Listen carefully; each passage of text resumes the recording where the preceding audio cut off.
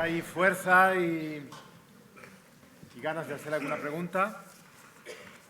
Lo que iba a contar de Próspero. Lo que estaba por decir de Próspero es que abandona su cetro mágico, destruye el cetro mágico. Pero ¿qué es abandonar el cetro mágico? Es abandonar el rol de mago.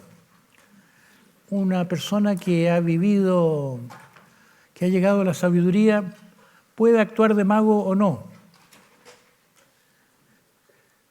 Si actúa como mago, tiene mucho poder, puede hacer muchas cosas.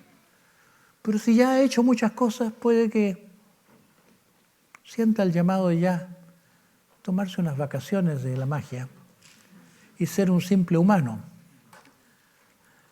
Yo creo que le pasó eso a Shakespeare. Dejó de escribir. Escribir era su magia. Eso lo hacía un ser extraordinario, sobrenatural. Tuvo un impacto extraordinario. Se transformó en un simple particular. En Fausto, cuando Fausto decide que ha conquistado las tierras del mar con ayuda del diablo, que quiere decir con ayuda de la imaginación, un poco como el Quijote, que ha manipulado su imagen y su presentación de sí. También abandona la magia. Se dice que Fausto renuncia a la magia y allí pierde la vista y muere, cae muerto. Pero la obra sigue con la transfiguración, sigue con que su alma se empieza a ascender por distintas etapas, el pater seraphicus, el pater ecstaticus, son distintas etapas de la vida espiritual resumidas en el ascenso del alma de Fausto, así que representa como una muerte en vida. Es como si el renunciar a la magia transforma al héroe potente en una especie de príncipe idiota. El príncipe idiota de Dostoyevsky es uno que es tan bueno, tan sin artificio, sin juegos de dominio, tan sin usar en un mundo autoritario de la más mínima autoridad, que queda muy desnudo. La vida del príncipe idiota es una crucifixión, el equivalente de una crucifixión. Cristo mismo no es la figura de un mago, es la figura de un ser que elige ser puramente y plenamente humano.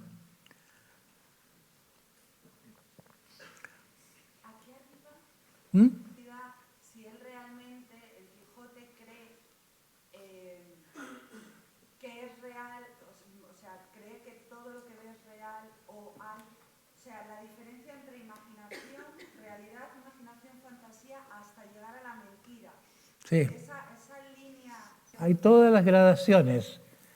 Se puede uno preguntar eso a través de la obra. ¿Se la cree o no se lo cree? ¿Está mintiendo o se está engañando tan profundamente? Y esto llega a ser más explícito en un episodio en el segundo tomo, se llama el episodio de la cueva de Montesinos, en que apenas sabe Don Quijote que hay esta gran caverna que nunca nadie ha medido cuán profunda es y qué se encuentra en su fondo. Él se hace llevar allí y lleva una larga soga y se amarra a la soga y se hace dejar caer poco a poco, y después de 3 horas lo sacan, pero ha vivido varios días dentro, de acuerdo a su relato personal, y su relato es que se encuentra allí con Merlin y le cuentan muchos de los misterios de la caballería andante, y es tan rebuscada la historia y tan discordante con el hecho de que simplemente lo tuvieron un rato y se quedó dormido en una cornisa y todo el resto lo soñó, y todo que lo cuenta como una realidad, que el mismo Cervantes dice, uno puede preguntarse cuánta realidad y cuánto sabía él que estaba creando una ficción y cuánto se engañaba a sí mismo. Pero en esto, el autor de esta obra, Cide Hamete Benengeli, porque le atribuye al Quijote que esto lo toma de un manuscrito de este árabe. Entonces no nos da explicaciones satisfactorias de este intríngulis, de tantas contradicciones que hay en esta historia. De modo que yo, dice Cervantes, no las puedo explicar. Lo deja vago, como que es vago el cuánto hay autoengaño en nuestros engaños. Tal vez depende del momento del día, o en días de hoy en que gente está explorándose a sí mismo, depende de en qué compañía está conversándolo o qué sustancia tomó.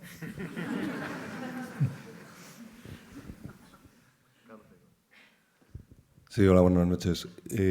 Yo quería que me comentaras, me ha parecido muy interesante tratar de unir estos 3 siglos de oro que nos has dado a través de estos 3 clásicos. Vivimos una época muy oscura, creo que a nivel mundial, pero en concreto en España. Una época oscura quizá por esa renuncia al humanismo, a conceptos como la virtus romana, ¿no?, que articulaba la convivencia entre las personas.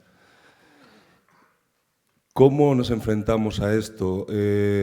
¿Cómo cuando sientes un desgarro a la hora del día a día, cuando sientes una tensión entre el fanatismo del Quijote, entre tener ciertas certezas, ciertas nociones claras sobre cómo deberían ser las cosas, que tiran de ti hacia la vanidad, supongo,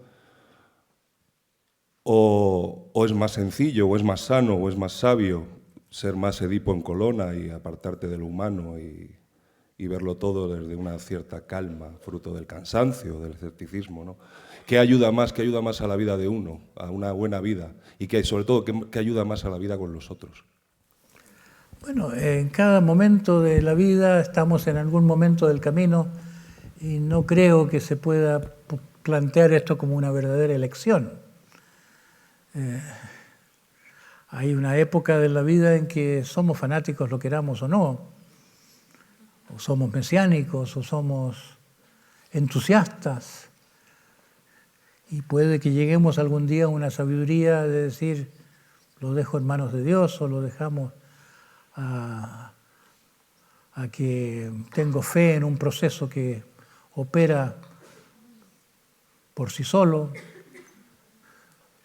o yo hago mi parte y no tengo que elegir más que hacer lo que pueda, servir como pueda de acuerdo a lo que la vida me pone por delante día a día, o ser creativo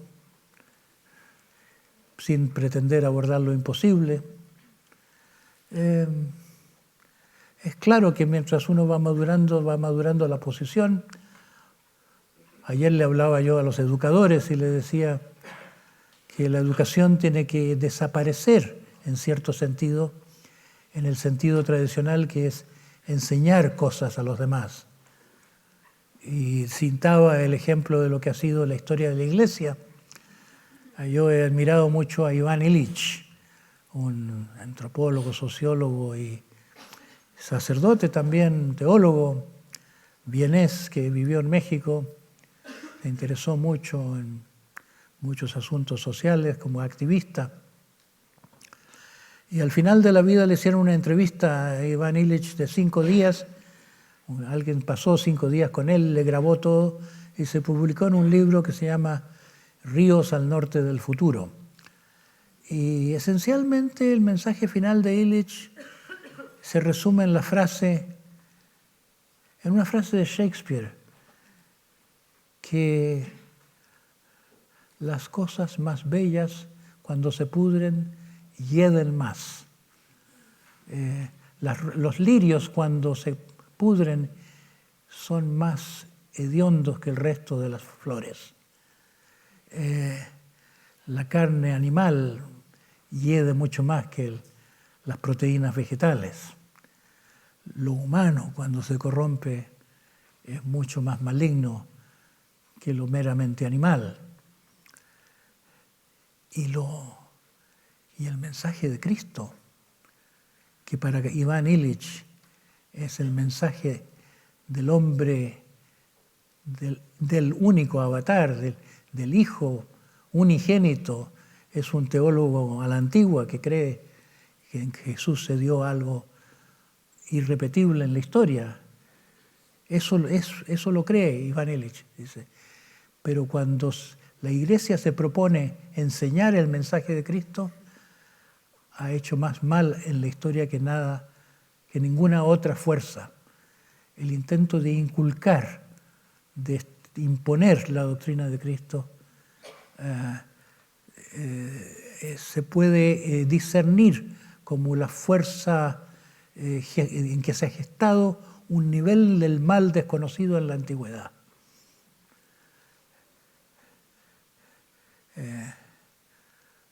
¿Cómo dice en latín? Corruptio bonum pessimum. La corrupción de lo bueno es pésimo. No, corruptio optimum pessimum, algo así, no sé si mi latín lo recuerdo también. La corrupción de lo más alto lleva a lo más bajo. Y yo creo que también en la historia de la civilización, la corrupción, la civilización seguramente nació de una gran luz, de una gran inspiración, de una vivencia religiosa. Los egipcios, los babilonios, se ve que al nacer las religiones estaban mejor que nunca. Pero se ve que eso llevó a una grandiosidad que complicó la grandeza. En los humanos individualmente pasa así, la grandeza se hace grandiosa y en la civilización también. Y ahora estamos ya en las etapas postrimerías de la perversión. ¿Qué hacer? Yo escribí un libro recientemente en que la esencia del libro es un chiste. El chiste de aquel que va a un médico chino para que lo salve de la amputación que todos le recomiendan por un cáncer del pene. Todos quieren cortar, pero le dicen que hay un médico chino que todo lo cura con acupuntura y con hierbas. Y cuando se entrevista y lo examina el médico y se esboza una sonrisa en los labios de este médico que ha ido a buscar al interior de la China, el hombre le pregunta, ¿no hay que cortar? No, cae solo. Así que por eso la revolución que esperábamos, es como que antes se esperaba que había que quitarle el poder a los poderosos, había que derrocar a los poderosos, que era una lucha de clases. Yo creo que ahora es como la Torre de Babel que se cayó sola, se destruyó. El sistema se está colapsando. Como proveía Marx, las contradicciones internas del capitalismo ya están llevando al problema ecológico, ¿no? Se puede tener una economía de crecimiento que funciona sobre la base del crecimiento, no se puede tener un medio ecológico finito. Crecimiento infinito en un medio infinito es una aberración. Así que es como para encontrarle razón a los de la escuela italiana que hablan de la decrescita felice. Hay que parar las industrias. Pero hay muchos problemas al respecto, así que frente a la complejidad de los problemas es muy importante también no pretender saber cuál es la solución, cuál es el mundo alternativo. Con respecto a cuál sea el mundo mejor, yo creo que va a haber que experimentar cuál sea el mundo mejor. Una vez que nos deshacemos de los dogmas, una vez que se hunde lo que estamos, yo uso mucho la imagen de que estamos en una nave patriarcal, que nuestro sistema es como un navío por el cual vamos navegando y se está hundiendo el navío. Y tenemos que salvarnos en los botes salvavidas para construir en otra parte una vida mejor. Y tal vez construir otro navío. Pero ahí perdí el hilo. ¿Cómo sería mejor? ¿Cómo sería mejor? Entonces, si estuviéramos libres de dogmatismo, libres de la defensa del orden establecido, libres de un orden establecido, lo más lógico sería que experimentemos que en Sevilla se pruebe el comunismo y que en Andalucía y que en el País Vasco se pruebe el cooperativismo y que en Madrid se pruebe un capitalismo controlado por el Estado, como el neoliberalismo no ha rehusado que sean controlados los negocios por los gobiernos, porque eso se supone socialista. Hay que probar distintos modelos políticos y ver qué funciona mejor. Yo creo que lo que va a funcionar mejor es el cooperativismo, como los vascos tienen mucho eso, que haya industrias y que los dueños de la industria son los trabajadores. Suena más lógico. Y que haya negocios y los negocios, pero que no sean unos privilegiados los que determinan la distribución de la riqueza y que los gobiernos tengan poder propio, que no sea un poder que viene de la élite empresarial. Esa relación intrínseca de la raza humana con un poder suprahumano, ¿cómo lo ves tú desde tu posición de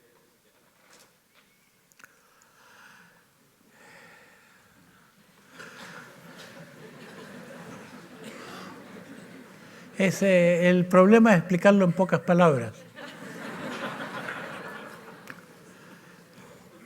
Yo entiendo que Moisés fue una persona iniciada en la corte de ese revolucionario entre los faraones egipcios llamado Akenatón o Ejnatón, que quiso transformar la religión de los múltiples dioses de Egipto en una religión única a un único Dios, Atón.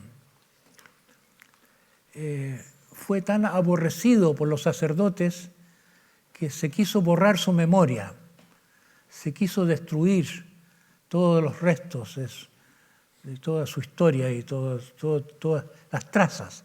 Se ha redescubierto hasta cierto punto, pero hicieron un gran trabajo los egipcios de borrar de la historia esta reforma que introdujo durante su vida, pero solamente durante su vida, Akenatón. A mí me parece que Moisés heredó el monoteísmo de Akenatón y quiso imponerlo por ley. Hay que creer en un Dios único.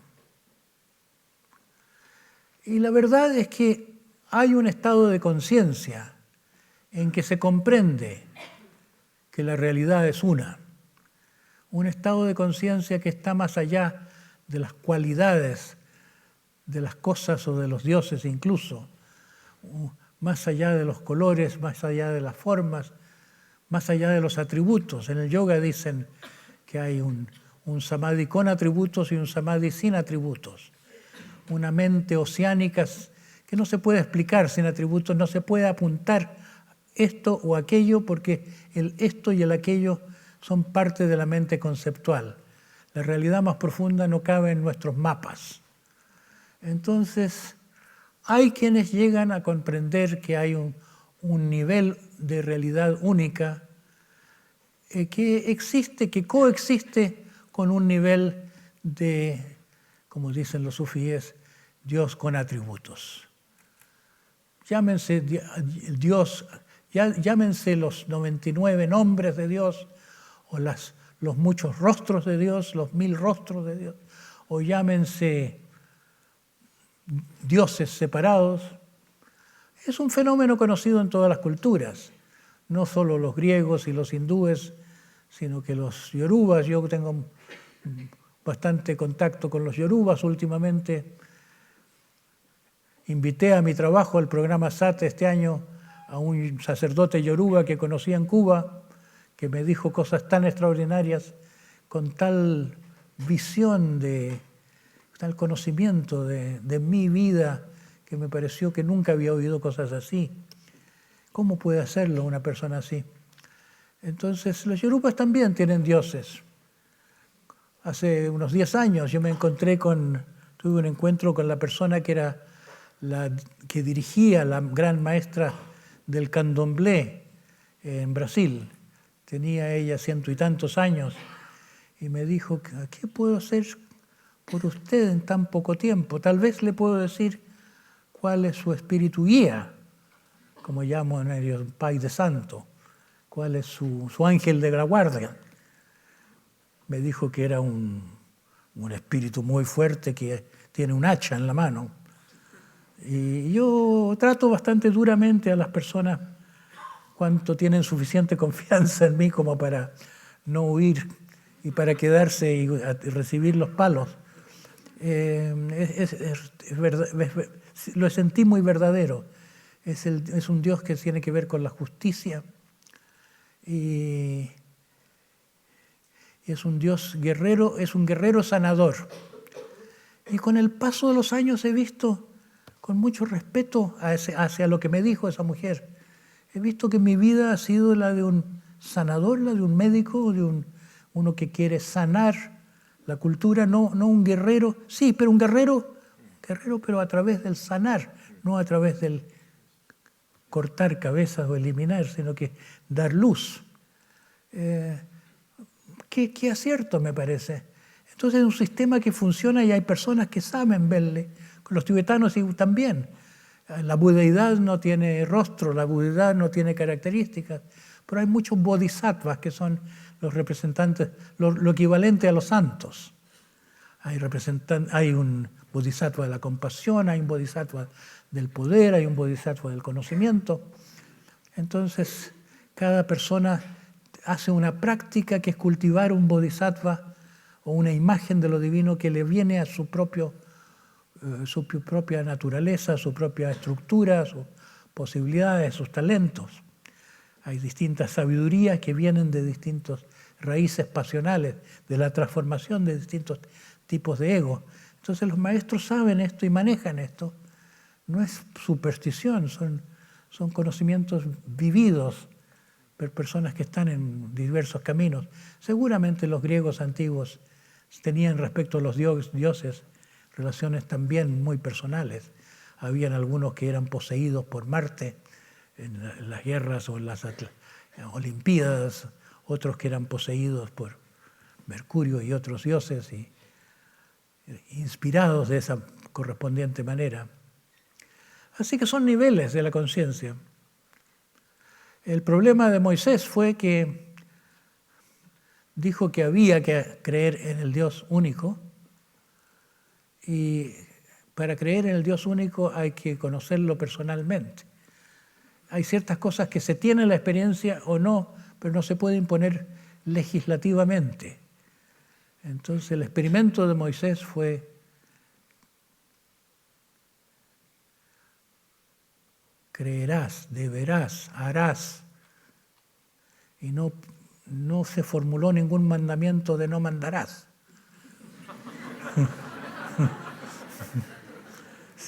Están todo inserto en una cultura autoritaria. Y tiene complicaciones. Las complicaciones pueden tener siglos en desarrollarse y estamos viendo a dónde llegó ese modelo. Cómo la guerra santa se transformó en guerra justa y la guerra justa en guerra cuestionable. Pero esa va. Quería oírte hablar un poquito del teatro, sobre el sentido del teatro hoy. ¿Cómo podemos ser útiles los que hacemos teatro? ¿Qué sentido puede tener hacer teatro hoy?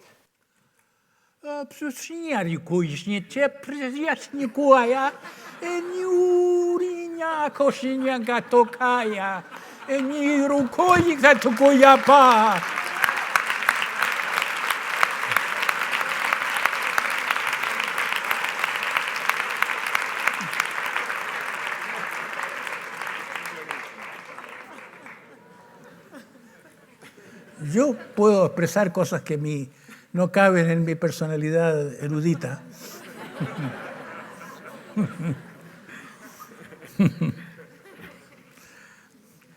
Pero, bueno, a través de los años he visto que no se necesita plantear un teatro terapéutico para que el teatro sea terapéutico. Uno se encuentra con cosas muy reales de uno mismo. Es una actividad de mucho potencial, tanto para la liberación de salirse de los hábitos obsoletos que a uno lo limitan, como para el conocimiento de sí mismo, para descubrir rincones del alma. El Quijote, Edipo, Shakespeare, el patriarcado y la mujer, aunque todos sean niveles de conciencia, ¿hay algo diferente que no se haya dicho ahí? El viaje del héroe se presenta a veces como si el asunto fuera la guerra. La guerra contra el ego todavía es una imagen militar. La guerra contra el dragón, con lanza en mano, es una imagen que viene del héroe masculino, pero yo creo que uno se confunde si uno piensa que eso es la esencia del viaje del héroe. Si uno toma un héroe femenino como la historia de Psique y Cupido, ¿cómo es? Amor y Psique, el alma y el amor, o lo divino en forma de amor. Es el viaje de la heroína sin simbolismo guerrero, pero la heroína tiene que hacer 1000 trabajos. Hay un trabajo que solo puede lograr con la colaboración de las hormigas, que hacen un trabajo indecible, simultáneo, porque son tantas y le traen todo el trigo que ella necesita. Y necesita algo, una lana de un rebaño que nadie puede llegar, pero tiene la colaboración de un águila que le trae, colaboran con la heroína fuerzas de la naturaleza, como colaboran con el ser humano en cierto momento fuerzas que no son personales, cuando está bien encaminado. Los héroes y las heroínas traen distintos asuntos a consideración. A mí lo que más me gusta es el simbolismo del proceso natural del nacimiento. Eso de volver al vientre para volver a nacer. Es como si volver al vientre es como muerte, pero no se necesita presentar esa muerte como el resultado de una batalla armada en que al héroe el dragón lo mató, porque se dice que el héroe mata al dragón. Yo creo que el dragón mata al héroe y que después viene otra cosa. Muere la grandiosidad del héroe, muere la etapa de que el héroe es héroe y llega a otra etapa unitiva, en que es otra cosa. Entonces, si uno dice el proceso es como el de la metamorfosis, hay una etapa larval en nuestra vida. Estamos los humanos en etapa generalmente larval. La mayor parte de la gente, la masa humana, son larvas. La primera fase de la evolución. No han entrado en una transformación aún. Algunas personas se sienten llamadas a una transformación y esa transformación los lleva a una especie de retirada del mundo. Se hacen aparentemente menos útiles, menos entregados a sus pasiones, pero al mismo tiempo no se sabe a qué van a parar y sus padres se preocupan y la sociedad dice que se están mirando el ombligo y que esto es una nueva forma de narcisismo, esto de buscarse a sí mismo puede ser un vicio. Y le preguntaban a Buda ya, pero estas personas que se te hacen monjes para seguirte, ¿no están fallándole a la sociedad donde podrían ser personas útiles? Y Buda decía, es que si no se hacen monjes, no van a poder ayudar de verdad. Para ayudar de verdad hay que atravesar por este cambio de conciencia. Es como que hay un nivel de ayudar, decir, puede ser manos más en una labor, pero ayuda que ayude a una transformación, que ayude a la marcha evolutiva del mundo. Para eso se necesita gente que haga el gran viaje. Entonces la metamorfosis no tiene símbolos heroicos, Hay una fase de la crisálida y adentro está el individuo como en la hibernación de un oso, y parece que el oso hubiera sido el primer símbolo. El hombre transformado tomó como tótem al oso, el oso que desaparece, parece morir, pero después de las nieves sale regenerado aparentemente. Es como un eco de algo conocido por algunos chamanes, seguramente de tiempos ya prehistóricos, como una salida del mundo y una vuelta al mundo después de un peregrinaje interior. Es hombre, mujer, yo no creo que importe, pero los hombres, claro, que han tenido más ventajas en la cultura para hacer sus vidas, solo que las mujeres han tenido que desarrollar tanto la virtud de la paciencia y del amor y poder educar a los hijos pese a todo, pese al mundo en que vivimos. Las mujeres son más santas que los hombres. Colectivamente parece que se estuvieran perdiendo algo, pero quién sabe. Yo veo más mujeres interesadas en el cambio interior, yo veo más mujeres interesadas en otra calidad de vida, y muchas veces amigas, mujeres me dicen que no encuentran hombres que estén a su altura, y yo les encuentro razón, que los hombres están demasiado dedicados al trabajo y a la gloria y al dinero, menos atentos a sí mismos, menos atentos al ser, porque están más presos en el hacer.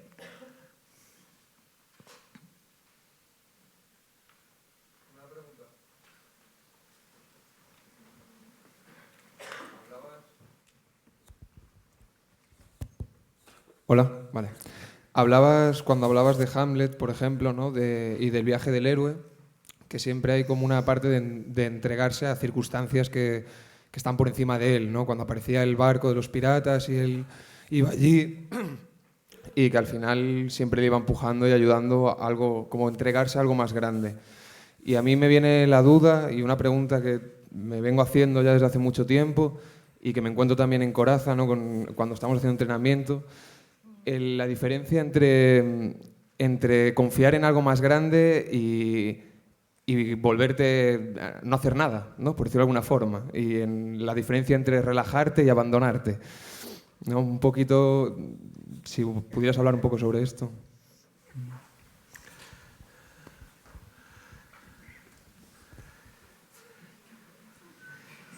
Hay la entrega y hay el entreguismo.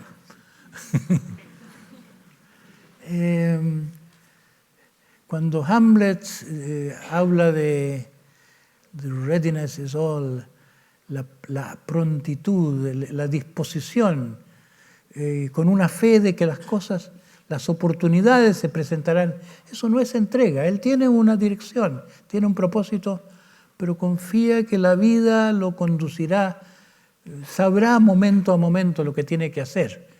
Y es una actitud de confianza en la vida o confianza en sí mismo, que no tiene que usar tanto la cabeza y pensar en cosas que son imposibles de pensar, porque no se puede saber el futuro, no se puede calcular cosas tan complejas como la vida. Entonces no se trata de que uno tenga que entregarse a las circunstancias. La entrega es muy importante como una actitud interior. Es como cuando uno se entrega a la inspiración. Uno tiene que saber tener un oído interior que capta una voz superior dentro de sí misma, que no es la voz de la mente cotidiana. Pero en la vida la situación es más como una navegación. Y los que saben de llevar un barco a la vela saben que se puede navegar contra el viento. Se va un poquito para acá y después para allá, se va haciendo un zigzag y se aprovecha un viento en contra para ir avanzando poco a poco. Se pueden usar incluso fuerzas contrarias. Entonces me parece que eso es aprovechar la circunstancia, aprovechar lo que hay, no es exactamente entrega, ¿no? A veces sí puede ser cuando la entrega a un mandato interno, cuando la entrega a una inspiración, cuando la entrega es algo así como cuando alguien descubre, hay personas que han tenido un sueño que le dice, haz tal cosa y la hacen. Son personas que sienten que esa intuición es valedera. Esa entrega, pero la entrega a lo exterior no es una entrega tan incondicional, es como una entrega adaptativa, saber usar lo exterior, jugar con lo exterior, tomarlo en cuenta, pero creativamente. A mí me gustaría preguntar, dentro de este proceso del que hablas, ¿hay algo que tiene que ver con la edad y con lo biológico también? En cuanto a tendencia, es más fácil cuando uno ya tiene más años estar más tranquilo, ¿no? Sí, pareciera que las hormonas militan contra la sabiduría.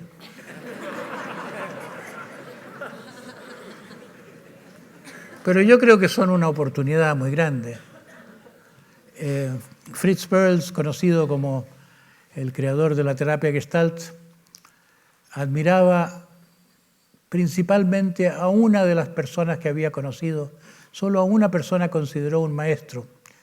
Era un filósofo alemán que se conoce muy poco hoy, Friedländer era su nombre, un discípulo de Schopenhauer, que creyó fervientemente en el mensaje de Schopenhauer de que nuestra infelicidad viene del exceso de nuestros deseos y que para llegar a ser más feliz tenemos que desear menos. Bueno, ya lo había dicho Epicteto, ya lo había dicho Epicuro incluso, que la felicidad estaba en una cierta moderación. Epicurio no era tan epicurio como creemos nosotros, era bastante moderado. Friedländer tenía impulsos, tenía una vida sexual muy intensa y entró en un gran conflicto, su convicción schopenhaueriana de que había que disminuir, ir contra los deseos. Deseos tan fuertes y una filosofía tan fuerte, una convicción de que había que no desear, lo llevó a una chispa, llevó a una, podríamos decir, una intuición mística que fue el lugar en que se encuentran los opuestos en un campo vacío. En la Gestalt eso se llama hoy en día el punto cero a veces. Es como que, y mucho del desarrollo humano es el desarrollo de la neutralidad, que es la fuerza, es una fuerza neutralizante en que se encuentran los opuestos. Tenemos muchas polaridades en nosotros, tenemos muchos conflictos y los conflictos siempre son una oposición de una cosa con otra. Y no creo que sea cierto lo que decía Hegel, que simplemente porque haber tesis y antítesis surge la síntesis. Yo creo que para que tesis y antítesis produzcan la síntesis debe haber un campo de síntesis. Que se puede decir que es la mente profunda, que es la capacidad de la mente de vaciarse o la capacidad de la mente de desarrollar esto que Friedländer llamaba la indiferencia creativa, algo así como una indiferencia cósmica, pero que para la cual el nombre más habitual es desapego. No está en nuestra cultura el cultivo del desapego, estaba en el ascetismo de muchas tradiciones espirituales, pero a nosotros nos parece que el ascetismo hubiera sido un prejuicio contra lo carnal, un prejuicio contra los deseos, contra el cuerpo. Entonces lo moderno se ha rebelado contra los ideales ascéticos. Yo creo que es una visión pobre, que los chamanes tienen una visión más completa cuando tienen mucho ascetismo, muchas pruebas de soportar el dolor, de pasar sin grandes hambres, pero al mismo tiempo son muy carnales, tienen mucho permiso de ser animales, sus guías son espíritus animales, que es como decir que su guía internos es su propia instintividad. Así que es uno de los misterios de la vida, reconciliar lo apolíneo y lo dionisíaco, reconciliar lo pasional y la distancia que asociamos con la sabiduría. La sabiduría no debe ser una distancia indiferente que no tiene contacto con la vida, sino una ecuanimidad en medio de la vida. Es como ser un extraterrestre, pero muy presente aquí.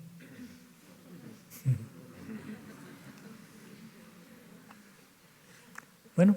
¿Algo más que te gustaría compartir o decir? Bueno, que me ha gustado mucho este rato. Muchas gracias otra vez. Muchas gracias a ti. Ha sido un regalo inolvidable. Y gracias a todos por hacerlo posible.